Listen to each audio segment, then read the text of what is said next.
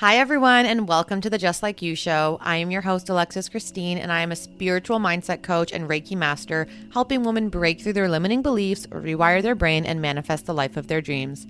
Just Like You is a podcast for all of the divine souls looking for guidance on their healing and ascension journey. We explore the depths of the universe, hold space for vulnerable conversations about spirituality and self-development, delve into the esoteric things like how to manifest, star seeds, the astral realm, and shed light on taboo topics such as plant medicine and so much more. I am honored that you are here to take this journey with me. I want everyone listening to be able to leave each episode feeling inspired and having learned something tangible to take away into their day-to-day life. If you feel called to work with me or explore this work deeper, please reach out at imalexischristine.com or you can DM me on Instagram at iam.alexischristine.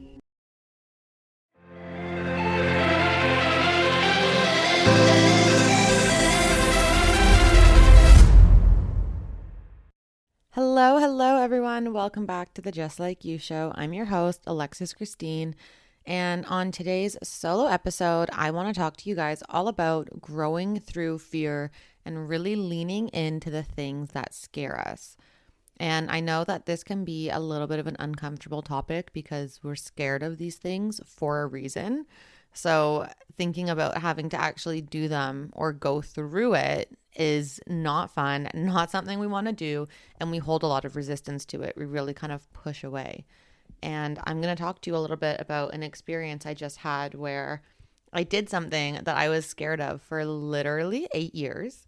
Like, it was something I really wanted to do, but I was just so nervous to do it. I had so many limiting beliefs in my head and so many core wounds that were surfacing. And it literally took me 8 freaking years to get through this.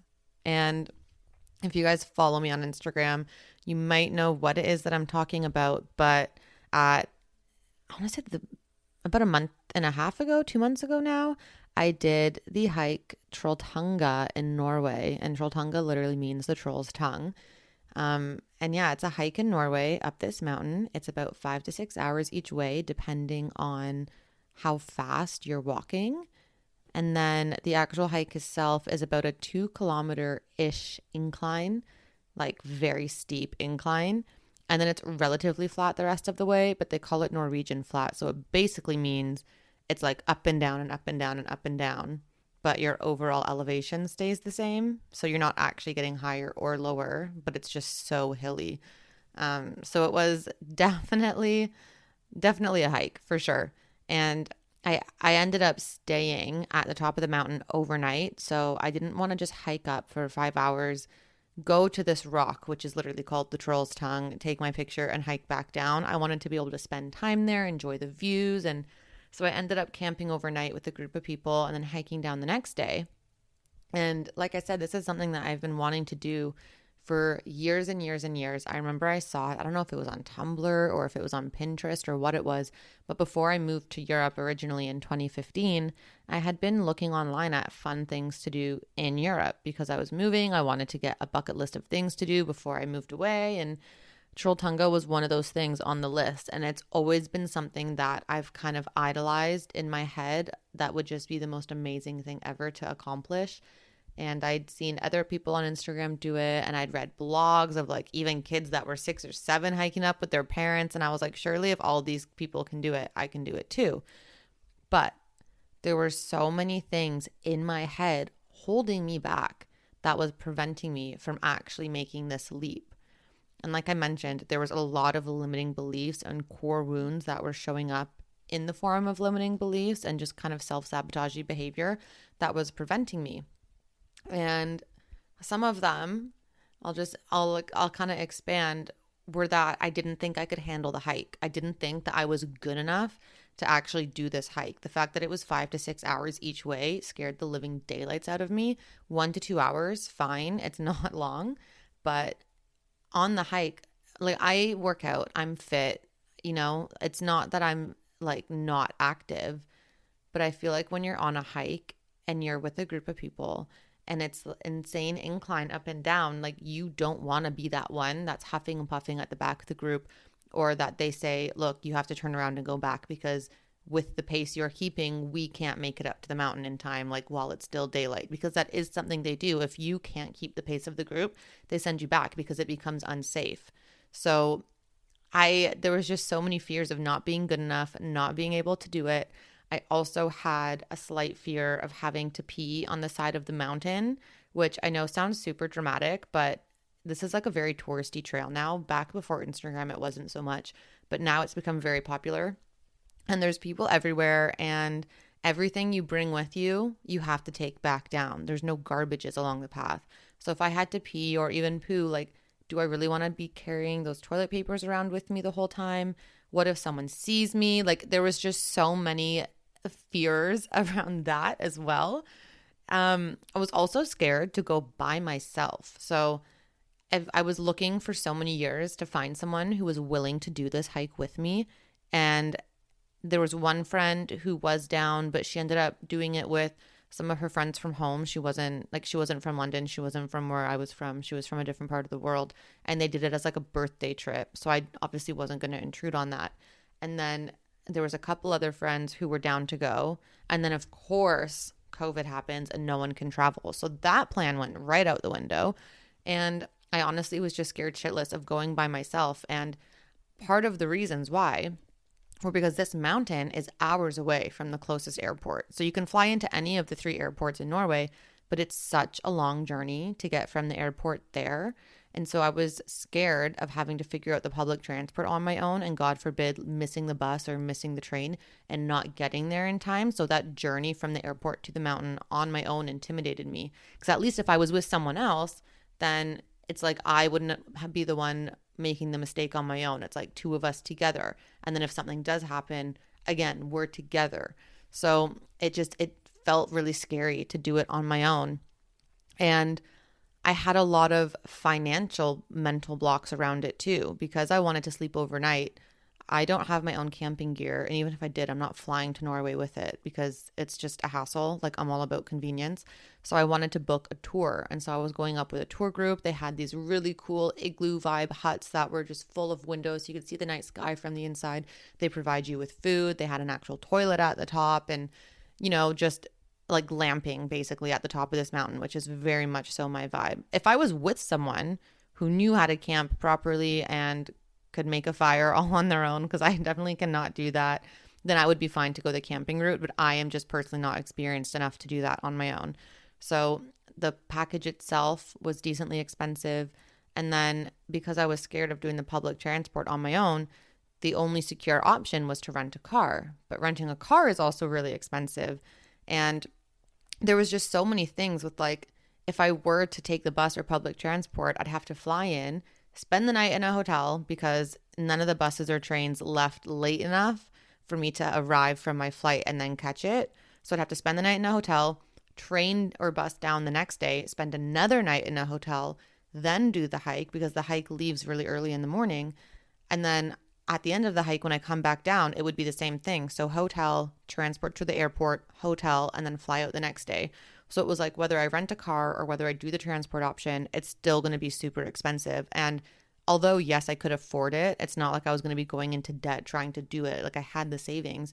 There was just a mental block around me spending that much on a weekend, if that makes sense.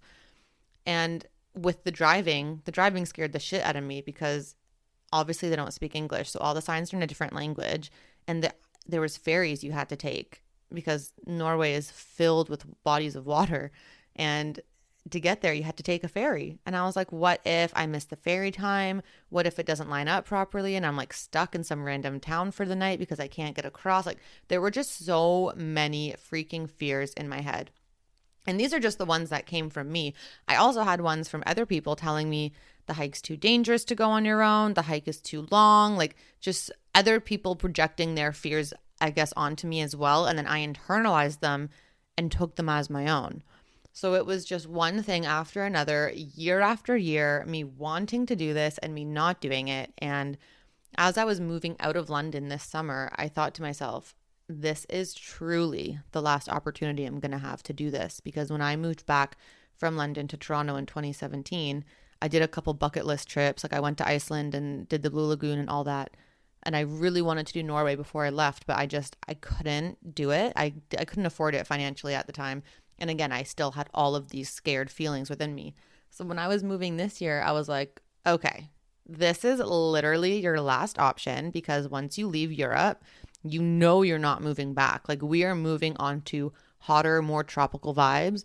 Europe will not be your home for a very long time. So this, if you want to do this hike, like, this is your time. And I always tell my coaching clients, lean into the things that scare you. Bravery is fear plus your action. So in order to be brave, you need to move through the things that scare you, take action on them, and come out the other side. And so I basically had to take my own advice around it and be like, you know what? Now is the time. I'm going to be brave. I'm going to take action on this fear, and I'm going to go. And I had so much anxiety around it, even after I had made this decision to go. And anxiety comes from resistance. And so even though I had booked the tour, I'd booked the flight, everything was done, I was still having so much inner resistance to going because I was so freaking scared. Like, I was scared shitless. I was trying to get so many people to come with me. And like, there came a certain point where I was talking to my mentor, and she was like, you know what? This is something that you have to do alone. Like, stop trying to get other people to come with you. Spirit is telling me right now, this is for you and you only. And so I really just had to, take a deep breath, let go of the resistance, let go of the anxiety, and just accept the journey for what it is. Whatever was going to happen was going to happen. And so when you go to your place of fear, when you have something that scares you that you know you need to do or you want to do and you're feeling really scared about it, wander around there for a little bit. Let yourself be surprised with what comes up. What is underneath your fear? Is it feelings of shame or embarrassment or unworthiness? Like, for me, my unworthiness came from I didn't feel like I was good enough to actually do this hike. My feelings of shame and embarrassment were around, what if I fail and all these people laugh at me? What if I'm literally going to the bathroom on the side of the mountain and people see me? Like, such small things that so many other people probably wouldn't worry about. But for me, it was a thing, right? So take some time to lean into that fear. Figure out what it is that you're actually scared of. Like, are you scared of not being able to do the hike, or are you scared of the judgment that others are going to place on you because you can't do the hike? And again, that judgment is self-inflicted. Are they actually going to judge you? Probably not, but that's what the fear is. The fear was of me not being good enough to do it and people judging me for it, right? So lean into that, kind of figure out what's there and take action. Take freaking action. I did, right? So obviously I'm making this podcast because I moved through it and I did it. And let me tell you, the biggest freaking growth experience of my life. I cried so many times on the drive from the airport over to the mountain just out of gratitude. Like, I would turn a corner on these roads and all of a sudden the most amazing freaking landscape would just be unveiled from the side of the mountain. And I literally would burst into tears because it was one of the most beautiful things I had ever seen. And it was just, every moment I had of that was just such gratitude. And it was such a validating moment to be like, yes, this is where I'm supposed to be. This is what I'm supposed to be doing. And I am growing through this. Like, I am becoming a better version of myself because I'm putting myself in an experience, in a position that is scaring me and that is so far out of my comfort zone. Like, I love a hike. Hiking itself is not out of my comfort zone. It was the magnitude of this hike. And on this trip, I was able to be my true spiritual starseedy self the whole time. The group that I hiked up with ended up being amazing. Everyone was around the same age and we all got along so well. And I was able to make some incredible connections with the people there just being myself. So I think because I went into it with this vibe of I'm going to push through this and do what scares me, I also didn't feel the need to repress any parts of myself out of fear of judgment. Like, that was another fear that I was just pushing through. And that taught me that I don't have to hide parts of myself because I can just be my true self and people will accept it. Even if they don't agree or they don't believe the same things I do, that doesn't mean that they don't accept me as who I am. So that was one of the biggest learnings. It was amazing. And obviously I did the hike. and my endurance was fine. I was actually at the front of the group almost the entire hike.